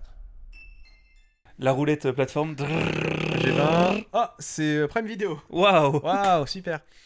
Donc, encore une fois, je vais faire très attends, parce que Prime Video et le dernier Prime Video. Oui, non, mais... Du coup, on va faire simple. G20, c'est quoi ? C'est... en fait, il y a le G20, voilà. Donc, une réunion entre plusieurs États. Qui n'a rien à voir avec le GR20, qui est une route en Corse. Peut-être. C'est la randonnée. D'accord. Et la présidente américaine, qui est jouée par Viola Davis, qui est une ancienne militaire, arrive au G20, sauf qu'en fait, à ce moment-là, il y a des terroristes qui font éruption. Le chef des terroristes étant joué par Anthony Starr, donc le Homelander dans The Boys. Et ils vont prendre en otage tous les chefs d'État. Mais évidemment, la présidente américaine, vu que c'est une ancienne militaire, elle va retrousser ses manches. Et pour sauver sa famille et les autres présidents, elle va la TDQ. Très bien. Voilà. Et c'était bidon. C'est-à-dire que c'est des terroristes qui veulent utiliser le Bitcoin et l'IA pour causer le chaos à l'échelle mondiale. Voilà, pour te dire le niveau de cliché. L'action, elle est naze. Je me demande... Alors, je pense qu'Anthony Starr, il doit avoir un contrat avec Prime Video à cause de la série The Boys pour apparaître dans un film. Autant Viola Davis, je me demande ce qu'elle fout là-dedans. Parce que quand t'es une actrice de ce calibre-là, oscarisée, etc., je trouve ça... Mais c'est ridicule d'aller dans ce truc. Alors, si je dis pas de bêtises, il me semble qu'elle a produit le film. Alors, si c'est le cas où c'est un peu son délire, elle a voulu produire ce film pour faire un film d'action parce que c'est pas le genre de rôle qu'on lui propose d'habitude et qu'elle s'est dit, bon, quitte à le faire, je vais le faire moi-même. Why not ? Un peu comme ce que Dev Patel a fait avec Monkey Man, où il s'est dit, moi je suis un acteur, je fais des arts martiaux, je veux faire de l'action, ok. Donc si tu as un délire, tant mieux. Mais le truc, c'est que Monkey Man, c'est un bon film. Ouais. G20, c'est naze. c'est ridicule. Il y a vraiment des répliques genre où t'as un mec qui fait wow, mais t'es du Wakanda, quoi, clin d'œil, mais genre parce qu'ils sont trop forts ou parce que tu vois c'est nul, américains qui se battent, c'est nul, voilà, non mais c'est naze quoi, enfin c'est vraiment ultra cliché et c'est ridicule quoi, c'est vraiment je suis un méchant d'un film de 2025, l'IA, le Bitcoin. Alors oui, l'IA et le Bitcoin c'est le mal, mais il faut juste ne pas être ridicule parce que là, ça l'est, c'est ridicule. Encore une fois, c'est peut-être moi qui ai trop d'espoir en voyant des films de plateforme, mais je me dis, le pitch est un peu loufoque, ça peut être rigolo, parce que je m'étais dit, ça va être un film second degré. Si c'était un truc en mode l'arme fatale ou quoi, je me suis dit, c'est un truc un second degré, ça peut être rigolo. Mais non, le film est ultra premier degré. Ah ouais. Et c'est ça qui le rend nul. Très bien. C'est que justement, moi, tu me dis Anthony Starr qui fait un terroriste du Bitcoin et la présidente des États-Unis, jouée par Viola Davis qui botte des queues, je me suis dit, mais c'est une super comédie. Ça peut être un bon nanar. Mais en fait, pas du tout. C'est juste nul. Ouais. C'est navrant. Voilà. On va rester dans le thème des femmes badass qui bottent des culs, avec pour moi Ballerina. Encore une fois, un film que tu as un peu apprécié quand même. Oui. Même pas mal. Oui, ça va. Alors il faut savoir qu'on est plutôt fan de l'univers de John Wick, donc puisque c'est un film qui à la base avait été écrit comme un film complètement indépendant, mais qui au final s'est raccroché par un truc de licence à l'univers de John Wick, et qui a été fait en étant un peu dans l'esprit de John Wick, et au final avec des reshoots, en réintégrant complètement John Wick à son récit, ce qui n'était pas forcément prévu, ou en tout cas largement diminué. C'est vraiment Keanu Reeves qui arrive dans 2 scènes au début pour dire « Bonjour, je suis John Wick ». Voilà, c'est la même licence. « Bonjour, je suis un serial à truelle ». Et qui arrive dans le climax, où ça se voit 10 milliards que c'est un reshoot, parce que pour poser un peu le contexte, Ballerina, on suit Eve Macaro, donc c'est une... Eve, t'as retenu le nom ? Une assassine de la Ruska Roma, donc on va dire la mafia russe, dont John Wick faisait partie aussi avant, qui se met à la recherche des assassins de son père, etc. Et en fait, elle se rend compte que ces assassins font partie d'une faction un peu dissidente, parce que dans le monde de John Wick, toutes les mafias, tout ça, sont liées par la haute table, tu sais, parce qu'ils ont leur système d'hôtel, de machin, voilà. Et même eux, ils sont considérés comme dissidents, ce qui est un peu bizarre. Ils sont en mode, ouais, non, mais eux, ils sont trop fous, même la haute table les approche pas. Et elle se dit, bah, je m'en fous, en fait, j'y vais quand même.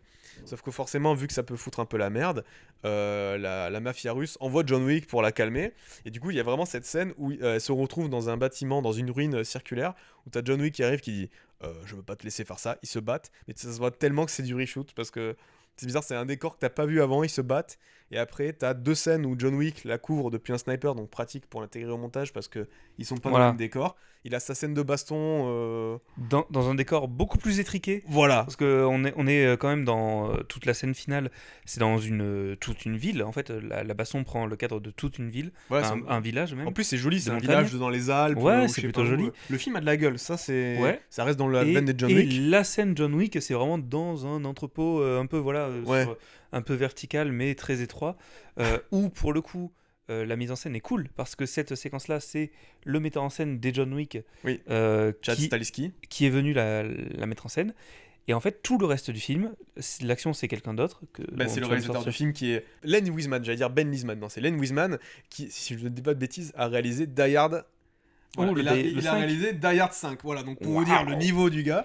Et bizarrement, ils avaient fait des reshoots, parce qu'en fait, ils avaient vu le film, les mecs du studio, ils se sont dit le film est pas très bien. Je dis bah oui, en même temps, si vous confiez un mec qui a tué la saga Die Hard, c'est pas étonnant. Et voilà, encore une fois, la promesse du film, c'était que, vu que le personnage donc, de Eve Macaro, qui est joué par Ana de Armas, c'est pas une brute à la John Wick, elle est quand même très très forte à la bagarre, mais le truc, c'est qu'elle va plus se servir de son environnement pour latter les mecs qui font 1m95. Oui, il y a une scène avec plein de grenades aussi, voilà. Une baston entièrement à la grenade, qui ne fait pas de sens, parce que quand ça arrange le scénario, les grenades ne font pas de dégâts, quand ça l'arrange, ça détruit tout.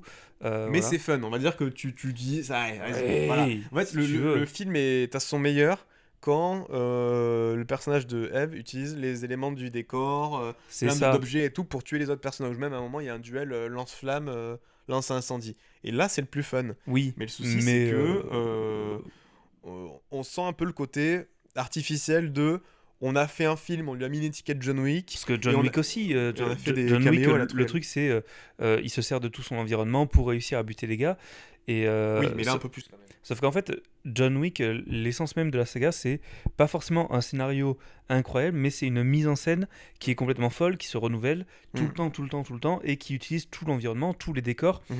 Tout peut être utilisé comme une arme, et c'est ça qui est intéressant dans les films John Wick. Et quand tu fais un film sans tout ça, t'as juste un film avec un scénario un peu bas, et des décors très jolis mais qui servent pas à grand chose, où des fois tu utilises, des fois tu utilises pas, et t'as une scène avec John Wick qui est cool, et c'est pour ça que ce film, en fait, on s'en fout quoi. Mais du coup, je comprends pas pourquoi tu l'as mis aussi haut dans ton flop.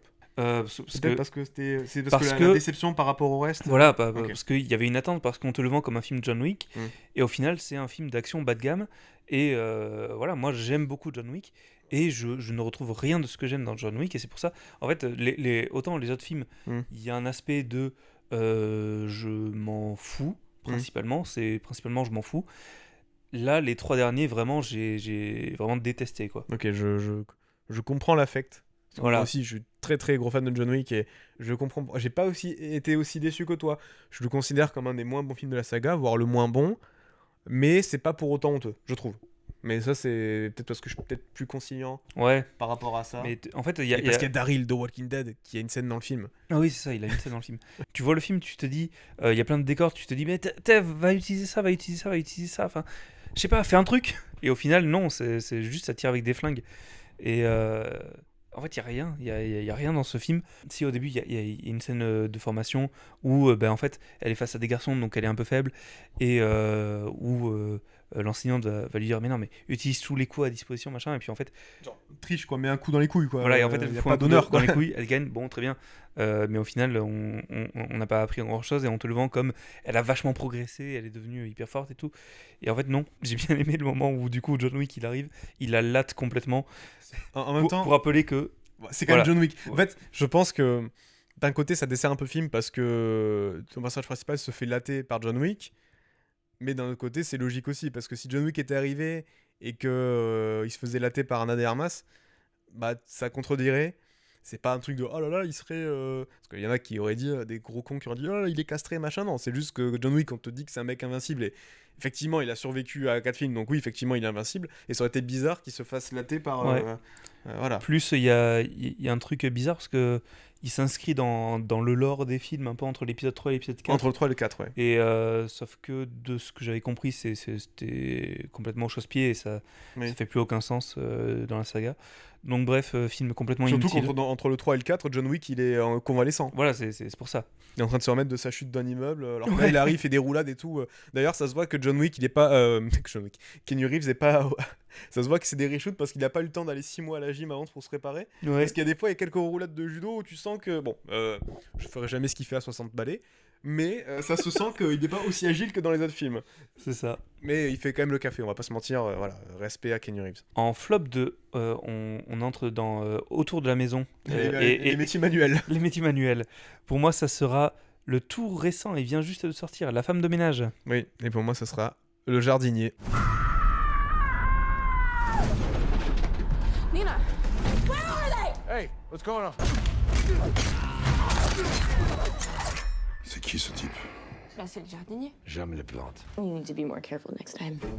You've ruined my entire day. Descendez un peu, Léo. Hein. La pastèque, c'est dans votre potager, pas sur votre cou. Hein. Alors d'ailleurs, petite mention honorable, parce qu'à la base, je devais avoir The Altonite avec Robert De Niro et Robert De Niro dans ce flop. Le truc, c'est qu'on l'a vu à un moment donné dans l'année. C'était en mars, je crois. Plus aucun souvenir de ce film. Donc, à part que j'ai vraiment détesté, je ne saurais même pas quoi vous dire sur ce film. À part que c'était complètement oubliable et assez random comme film de mafieux. Et là, en tout début d'année, il y a 2 jours, il est tout frais. J'ai vu La femme de ménage. Et je suis en plus en train de lire le bouquin. Parce que tu aimes te faire du mal. Parce que j'aime me faire du mal. Et au final, le bouquin est extrêmement mauvais. Donc, énorme best-seller de 2023. La femme de ménage est de cette fin d'année, puisque le livre a refait des ventes avec le film. C'est très mauvais, c'est hyper pauvre en écriture. C'est banal. Mais, en vrai, c'est un peu plaisant à lire. Je confesse que voilà, il y a ce côté un peu ragot, un peu potin qui fait que finalement un peu nanar quoi. Un peu nanar qui fait que le livre est pas désagréable à lire. Il est très mauvais mais pas désagréable à lire et c'est la nuance. Et donc pour des gens qui peut-être n'ont pas l'habitude de lire, allez-y si vous voulez, allez-y. Par contre, l'adaptation qui a suivi, qui est un peu le nouveau modèle d'Hollywood en ce moment, qui est de, tu veux faire un film, d'accord, mais fais d'abord un livre qui se vend comme ça. Il y aura déjà une base de films, une base de fans quand on va sortir l'adaptation et on est sûr de faire des ventes. Ce qu'avait fait 50 nuances. En fait, C'est un film qui s'inscrit dans cette mouvance-là. Donc, effectivement, le film est un succès parce que le livre a été un succès. Et pour autant, le film est, en étant une plutôt bonne adaptation de ce que j'ai lu du bouquin, on s'y retrouve un petit peu, ça modifie pas mal de trucs et en même temps, ça adapte bien. C'est encore pire, c'est vraiment très mauvais parce que du coup, il y a pas ce truc de vas-y, tu vas en lire quelques chapitres tous les soirs, tu vois, ça se tient un petit peu sur le temps long. Là, c'est juste en plus, le film est long, il fait 2 heures. C'est ça, c'est juste le temps qui est long, quoi. Il fait 2 heures, et en fait, tu te retrouves face à un film qui prétend être beaucoup de choses, qui prétend être féministe, qui ne l'est pas, et il essaie de prétendre être social, il ne l'est pas, il prétend avoir une intrigue, il en a pas, il prétend avoir des plot twists qui n'en sont pas, mais ça je pense que c'est pareil dans le bouquin aussi. L'histoire, c'est Sydney Sweeney qui est une ex-tollarde qui est engagée pour faire le ménage dans une maison de bourgeois chez les Winchester. Et dont la femme de la maison est complètement tarée, elle a fait de l'asile, elle est complètement schizophrène, puisque un jour elle dit A, le lendemain c'est B, elle s'énerve, elle est gentille, elle est machin, et à côté il y a le mari qui est riche, le mari qui est parfait, le mari où on se dit mais pourquoi est-ce qu'il reste avec elle alors qu'il est si bon, si gentil, si généreux, si parfait en fait, et à côté il y a la gamine assez insupportable, et en fait plot twist, la femme se fait manipuler par le mari qui est en fait un énorme psychopathe. J'ai vu un gars sur Twitter qui a dit le fait que les riches soient des psychopathes, c'est pas un plot twist, c'est un fait. Oui. et voilà, et en fait c'est le mari qui est méchant et machin, et quand Sydney Sweeney va tomber amoureuse de lui, en fait il va la séquestrer et elle va vivre un enfer, et la femme va revenir parce qu'elle a réussi à s'enfuir, donc elle va revenir pour essayer de la sauver, et ensemble, girl power, elles vont buter le gars. Tu m'as spoilé tous les films. Oh mon Dieu, mon pauvre Benjamin. Ouais, après le truc c'est que je t'avoue, je me suis pas infligé ce film. Non. Déjà parce qu'il est sorti en fin d'année et que déjà je n'ai pas pu aller autant de fois que je voulais au cinéma en cette fin d'année. Et justement, au lieu d'aller voir Avatar pour la 3e fois, ouais, voilà, t'aurais pu aller voir La Femme de ménage. Voilà. Vu la réputation du livre et la réputation du film, je me suis dit, bon, peut-être que je vais laisser ça à Thomas. Et tu as fait le travail pour moi, donc c'est cool. Donc merci. Est-ce que c'est typiquement genre le genre de film qui aurait pu sortir sur Prime Video ? C'est typiquement le film qui n'aurait pas dû exister. Non, oui, sur Prime Video, oui, il aurait eu sa place. Mais le film est un carton, je ne comprends pas pourquoi. Parce que le livre est un carton. Oui, c'est ça. En fait, juste les gens qui ont lu le livre vont voir le film. Et pourtant, j'ai cru comprendre que les gens qui ont lu le livre n'aiment pas le film. Et qui ont apprécié le livre n'aiment pas le film, pour autant. Ça, il y a des puristes de La Femme de ménage. Non, mais le livre, il était mieux. Non, le livre, il était pas bien. En fait, ils l'ont oublié. Il faudrait une version longue de 4 heures. Non, mais bon. Et donc là, on est la femme de ménage, on est à l'intérieur de la maison, mais qu'est-ce qui se passe de l'autre côté de la maison, dans le jardin, avec le jardinier ? Ah bah oui. Donc Prime Video, qui est sorti au cinéma aux États-Unis. Alors oui. Parce que eux, ils sortent des films aux États-Unis qui sortent sur Prime en France. Nous, on sort des films sur Prime, et eux, ils sortent aux États-Unis. Et eux, parce que eux, ils ont le droit du vrai kino. Alors, il est réalisé par David Charlon. Caron. Bon, bref, on s'en bat les couilles. C'est un film avec Jean-Claude Van Damme et Michael Youn. J'ai vu la barre de notes sur le Letterboxd qui... Oui. Voilà, donc un film avec Jean-Claude Van Damme et Michael Youn en 2025. Que peut-il se passer ? Qu'est-ce qui pourrait mal se passer ? Et en fait, le film commence où en fait Michael Youn est un ministre français.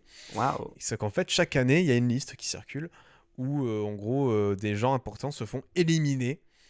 Et cette année, c'est au tour de Michael Youn. Sauf qu'en fait, heureusement pour lui et sa famille, leur jardinier, Léo, est incarné par Jean-Claude Van Damme, un ancien tueur à gages, mercenaire, agent spécial, je ne sais plus, je m'en branle. Non mais vraiment. Et évidemment, il va latter le cul des mercenaires venus les tuer, composés de Caris, Ragnar le Breton. Oui. Et Jérôme Le Banner. Voilà. Donc pour te dire, c'est... Il y a un joli casting. Hein. C'est l'agence touriste, vraiment, c'est un délire. Qu'est-ce qui ne va pas dans ce film ? Déjà, le pitch. Déjà, c'est réalisé avec le cul. C'est mal monté. C'est pas drôle. Vraiment, c'est pas drôle. C'est moche. Oui, c'est laid. Et surtout, pour une comédie d'action, c'est dommage de pas être drôle et d'être mal branlé. D'être mal foutu, pardon. Et le truc, c'est que même le casting, c'est-à-dire que tu dis, Jean-Claude Van Damme, bon, il a pas fait que des bons films. Mais c'est un truc qu'il sait faire, c'est envoyer des coups de pied. Et en fait, dans le film, il envoie des coups de pied. Le truc, faire des grands écarts. Ou faire des grands écarts. Le truc, je ne crois pas qu'il fasse de grands écarts dans le film. Mais le truc, c'est que dans le film, il envoie des coups de pied, sauf que le souci, c'est que c'est mal monté et c'est mal filmé et que du coup, les scènes d'action sont à chier. Tu te dis, encore une fois, c'est dommage. Est-ce qu'il y avait un monde où ce film pouvait être bien ? Non, du tout. Je n'ai aucune once d'espoir. Déjà, quand dans un film, tu as Studio Daniel au casting du film, voilà. Non mais... C'est la gouvernante de la maison de Michael Youn. Le film de YouTuber. Voilà. Et pour te dire le niveau des blagues, c'est que Michael Youn, il est en peignoir quand les tueurs arrivent. Forcément, il doit se changer et il est forcé d'aller dans sa cave. Oh, et qu'est-ce qu'il y a dans sa cave ? J'ai juste un uniforme de SS dans ma cave. Parce que raison X ou Y, je sais plus. Voilà. Pour te dire le niveau du film, c'est formidable. J'ai quasiment plus aucun souvenir. Vraiment, c'était rarement le temps. En plus, il est pas long le film. Je crois qu'il fait 1h30. Peut-être qu'on j'y consacrerai une vidéo un jour sur ma chaîne. Dans la catégorie film. Une balle dans l'ambulance. Voilà, et là on va bien l'ambulance elle s'est fait calacher. Donc pour te dire, c'est que vraiment c'est très naze. Mais là on va pouvoir passer au top 1. Au flop 1. Et qui pour le coup est le même pour nous deux. On est plutôt d'accord. C'est-à-dire que là les deux c'est numéro 1 et 2 de nos deux flops respectifs. Il n'y a aucun doute sur ça. Voilà. On va parler du film Minecraft. Donc pour moi ça sera Minecraft. Oui. Et pour toi ça sera La Guerre des Mondes. La version avec Ice Cube. Dad, when's the last time you left the office? Welcome to the overworld. Anything you can dream about here, you can make. This makes no sense. Prime Video, voilà. Mais alors pour le coup, donc des films de plateforme, j'en ai pas vu beaucoup. J'ai vu Mac Walter La Guerre des Mondes. Et La Guerre des Mondes. La Guerre des Mondes qu'on a vu tous les deux en même temps. On a vu ensemble. On s'est dit quitte à souffrir, autant souffrir ensemble. Voilà, Non, mais, parce qu'on s'est dit, non mais ça se trouve, c'est un nanar, c'est sympa. C'est même pas sympa à regarder. Voilà, c'est même pas sympa, c'est une torture. Parce que de base, c'est un film qui est dans les cartons depuis 2020. Qui n'était pas fait par Amazon de base c'était fait par Universal et qui a décidé de vendre les droits et finalement c'est Amazon qui a récupéré le film parce que je pense qu'ils ont du flair. Mais il avait été tourné en 2020 parce qu'en fait il y a plein de trucs aussi avec avec le livre Amazon parce que c'est un film Covid, c'est un film entièrement visio, donc c'est l'histoire de la guerre des mondes de Wells vue par un type qui est sur son ordi. En gros, il y a une invasion extraterrestre. De la sécurité. Vous avez vu La Guerre des Mondes.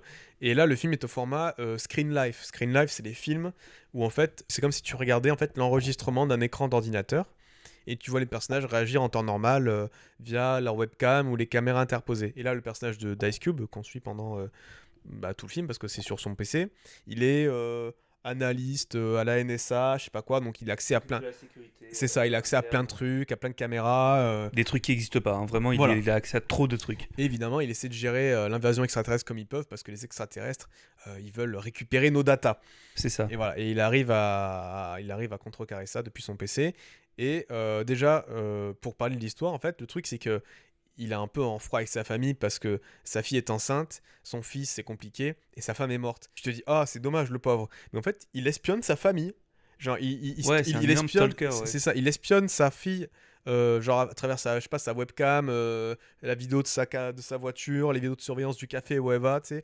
Et ensuite il envoie un message genre tu devrais pas manger de café, c'est mauvais pour le bébé. Genre, tu es un psychopathe, arrête, c'est terrifiant. Et le truc c'est que du coup tu n'as pas d'empathie pour lui. En plus, le fait que Ice Cube essaie de jouer un rôle dramatique et bon, il n'y arrive pas, tu vois. Il est bon dans les comédies, mais dramatique, c'est voilà, un fort mot. Hein. Vous avez tous vu le même où il est là, oh là là. Bref, comment il réagit, c'est très très drôle. Et on va dire le truc le plus horrible au-delà de l'histoire qui est totalement ridicule, c'est que c'est un enregistrement d'écran. C'est la mise en scène qui est atroce. Oui. En fait, pendant tout le film, donc pour avoir les réactions de Ice Cube, c'est pas deux caméras à part. C'est-à-dire qu'on a vraiment le bureau de son ordi avec une miniature, avec sa caméra, le retour tout le temps. Ce qui veut dire que techniquement, il se voit à chaque fois qu'il est sur son ordi. Ça ne fait aucun sens. Il passe les appels sur WhatsApp, du coup, tu vois les trucs. Des fois, c'est depuis l'écran du téléphone, des fois, c'est depuis plein de trucs. Et ça, à la limite, pourquoi pas, mais les zooms. Les zooms. Ah, les zooms. Le truc du screen life, notamment sur des films d'horreur comme Unfriended en fait, tu laisses l'écran intact. L'écran est fixe. En fait, c'est ça qui rend là, le décalage. C'est que justement, si tu le regardes sur un écran d'ordinateur, c'est d'autant plus troublant parce que tu perds le contrôle, mais ça reste statique. Alors que là, vu que ça fait que des zooms partout, en fait, c'est comme n'importe quel autre film, sauf que c'est ça pendant 1h30 et ça fait mal à la tête. Le réalisateur n'était pas là physiquement. Tous les acteurs sont en roue libre, ils jouent comme des patates. En fait, littéralement, il était là. Joue la surprise. Ouais. Et du coup, ils l'ont intégré au montage un peu comme ils pouvaient. Les effets spéciaux sont dégueulasses. Ah bah c'est ultra cheap. Hein. Voilà. Il y a Eva Longoria, la pauvre, qu'est-ce qu'elle fait là ? Et en fait, effectivement, c'est un film Covid. C'est-à-dire que ils voulaient faire un film, ils n'avaient pas de budget. On est tous à distance. Vas-y, on fait un truc tous à distance. On fait un film. Au final, c'est nul à chier. La guerre des mondes, c'est domaine public. Oh, ça tombe. Voilà, c'est ça. Et tu te dis, mais qu'est-ce que c'est que cette horreur qui n'est même pas fun à regarder comme ça avec des potes et des bières. Oui. Bref, d'un point de vue horrible. technique, c'est le pire film qu'on a vu cette année. Mais qui rivalise. Mais voilà, même qui est, je dirais, surpassé par Minecraft. Qui rivalise fort avec Minecraft le film. Minecraft le film qui au final a bien marché et a eu des finalement plutôt bons retours de la part de certaines personnes qui l'ont vu, je pense, des gens qui ont moins de 3 ans. Donc on parle en tant que, alors pour moi, de gros joueurs de Minecraft tard l'époque. Oui, moi aussi, enfin on a tous joué quand on était ado, quoi. Voilà. Moi j'ai quand même beaucoup joué, donc je connais l'univers Minecraft, voilà, je vois très très bien ce que c'est. Ça n'est pas dans ce film, hein. Clairement Minecraft n'a rien à voir avec ce film. L'histoire donc de Steve, un gamin qui rêve de devenir mineur et qui va s'aventurer dans une caverne où au final il va trouver un portail qui va l'amener dans le monde de Minecraft, un monde tout plein de cubes, de moutons et de lamas. Avec la nuit, des zombies, des squelettes et des araignées. Et sauf qu'en fait, il y a les méchants piglins qui vivent dans le Nether et qui veulent prendre le contrôle de l'Overworld. Je pense que tu parles chinois pour des gens qui n'ont jamais joué à Minecraft. J'en ai rien à foutre. Après, tout le monde et sa grand-mère jouent à Minecraft aussi. Voilà, mais en même temps, effectivement, si vous n'avez pas aucune base en Minecraft, je pense que vous allez vous faire chier, voilà. parce qu'évidemment le film part quand même du principe qu'on connaît Minecraft. Oui, voilà, il y a un petit montage en intro, en voix off avec Jack Black qui explique un peu la base de Minecraft, et des années plus tard on a une troupe de personnages, donc un frère et sa sœur plus 2 autres personnages qui s'intègrent au groupe. Le mec de la salle d'arcade là. Voilà, qui est joué par Jason Momoa, sont catapultés dans ce monde. Ils rencontrent Jack Black, enfin Steve, et du coup ils vont avoir besoin de son aide pour s'échapper tout simplement de ce monde, retourner dans le monde réel et contrecarrer l'invasion des piglins, enfin des méchants du monde réel. Et le problème, c'est qu'en fait, je pense que ce film aurait dû être déjà un film d'animation et qui se passe entièrement dans le monde de Minecraft. C'est-à-dire que Minecraft, c'est tellement un jeu vidéo où on peut tout faire. Tout a été fait sur Minecraft. Et notamment, il y a des films qui ont été faits sur Minecraft, des films qui ont été faits de A à Z. Et des films qui... Dans le moteur du jeu. Dans le moteur du jeu. Et des films qui parfois peuvent être très bien, des films qui parfois peuvent être très mauvais. Mais en fait, Minecraft est un truc qui permet de faire des films. Donc de faire un film avec des acteurs réels sur fond vert, avec les personnages, les villageois, où ils essaient d'interagir ensemble. L'interaction ne marche pas parce qu'en fait, c'est presque un Roger Rabbit, sauf que Roger Rabbit, on intègre des personnages de dessin animé dans le monde réel. Là, c'est l'inverse. Donc déjà, le minimum, c'est de maîtriser ces fonds verts. Les fonds verts sont pas maîtrisés, c'est dégueulasse. Constamment, tu as l'impression d'avoir un univers qui est factice, d'autant plus que dès qu'un personnage va prendre un objet en main, tu sens que le truc n'a pas de poids, tu vois, tu sens que il fait semblant que ça n'est pas réel, c'est complètement factice, on n'y croit à aucun moment. L'humour est lourd et très désagréable, il y a des chansons. En fait, le film est parasité par Jack Black qui chante tout le temps, voilà. Et c'est insupportable, vraiment, toutes les 2 minutes il prend la chansonnette, en fait il prend le film en otage pour nous faire ces chansons de merde. En fait, il a fait la chanson de Bowser dans Mario. Il s'est dit, je peux faire tout ça. Je suis chanteur. Un autre film. Non, techniquement, c'est un chanteur, mais en fait, je pense qu'il s'est dit, je peux faire ça. Tu sais, tu fais dans School Rock, je sais plus comment ça s'appelle. Le truc qu'il avait fait là. Quand c'est un film musical, vas-y. Mais en fait, vu que dans Mario, il s'est dit, je peux faire ma petite chanson dans un blockbuster à $200 millions.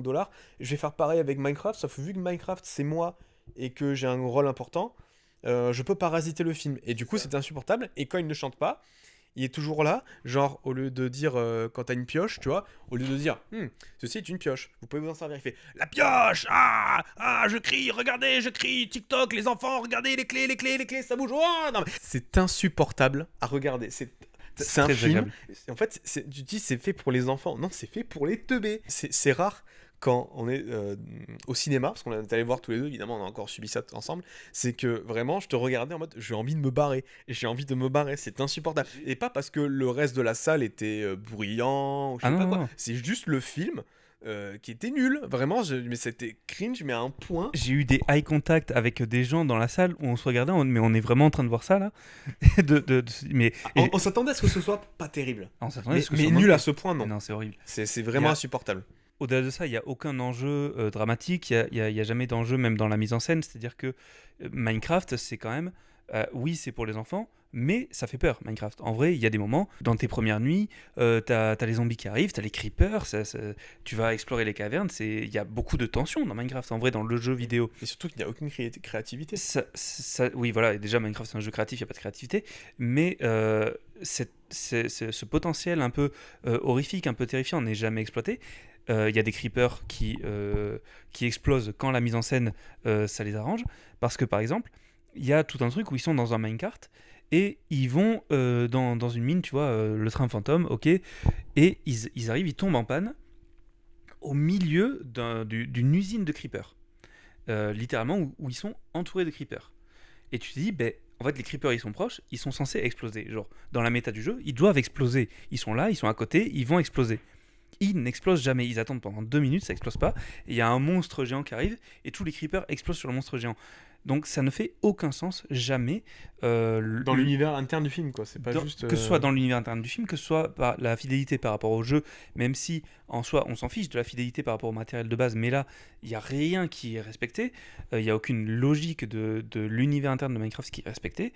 C'est nul, c'est juste profondément catastrophique en fait. Et c'est cynique de fou. Parce qu'on sent qu'ils ont voulu faire le film c'est un film TikTok, j'ai l'air d'avoir 45 ans en disant ça, mais c'est un film TikTok. Moi, quand j'ai vu les vidéos de gens où quand dans le film il fait le chicken jockey, t'as les gens dans la salle, ils sont là avec popcorn. Et tu sais que même il y a eu des séances, séances Minecraft sing-along, genre chanter en même temps. En fait, c'est juste des séances faites pour les gens qui voulaient chanter en même temps que le film. Oui, c'est là. Et tu dis, mais c'est le fond de cuve Alors, c'est peut-être ultra prétentieux de dire ça, mais je trouve que c'est vraiment le fond de cuve du cinéma d'avoir. Enfin, c'est même plus un film ce truc. Et le film a cartonné. Oui, ça à la limite, ça je m'y attendais. Non mais ok, c'est Minecraft, mais quand même. C'est même pas un film, c'est une pub, c'est un kiff que s'est fait Jack Black et les mecs. Enfin, ils ont balardé ça. Enfin, vraiment, c'est. Encore une fois, Minecraft, c'est un jeu qui a du potentiel, un potentiel créatif. Bien sûr, mais tu peux faire ce que tu veux dans Minecraft. Si, parce que le personnage principal, enfin, de base, le personnage principal du gamin qui est totalement éclipsé après, dès que Jack Black arrive, il dit « Mais si, gamin, t'inquiète, tu es un enfant créatif, tu peux faire des trucs. » Et il te fait une catapulte ou je sais pas. Le personnage de Jason Momoa, qui est une blague sur les geeks, le truc a 25 ans de retard. Oui, là. Garbage Man, je sais plus comment il s'appelle, l'homme poubelle, bref. C'est insultant, voilà. C'est vraiment insultant. Pas que j'en attendais, je m'attendais pas à un chef-d'œuvre, mais c'est juste. Je pense, à ce point. Au moins un truc sympa, au moins un plaisir coupable, un truc. T'aurais pu espérer avoir un film type Lego La Grande Aventure. Oui, voilà. Qui, pour le coup, est profondément excellent et qui est hyper créatif. Et là, tu te retrouves avec rien. Voilà. Bah oui, mais parce que Lego, ils ont fait un truc d'animation. On a oublié les magnifiques sketchs avec le villageois qui sort dans le monde réel. Non. Et Jennifer Coolidge. Stop. je ne veux plus reparler de ça. Donc, pour conclure sur ces 2 films de merde, on a 2 films qui adaptent des choses cultes, que ce soit un livre culte, que ce soit un jeu vidéo ultra culte, qui en font du grand n'importe quoi, qui en font de la comédie avec des acteurs qui jouent mal, des fonds verts dégueulasses, des effets spéciaux dégueulasses, et on ne vous encourage absolument pas à voir ces films. Pas du tout. Voilà. Parce qu'autant certains de la liste, on peut dire, bon, c'est un peu comme Badlands, Sinners, tu vois, c'est fais-toi ton avis, tu vois. Oui, mais voilà. ça, franchement, non. Il y a des films où, effectivement, bon, ça nous a pas beaucoup touché, mais peut-être que ça vous intéressera. Mais non, là, c'est vraiment le fond des chiottes.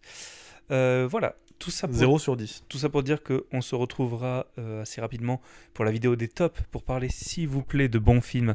Et il y en a eu pas mal des bons films cette année. Donc on va se retrouver avec 20 bons films dans la prochaine vidéo. Sur ce... À très bientôt. À très bientôt.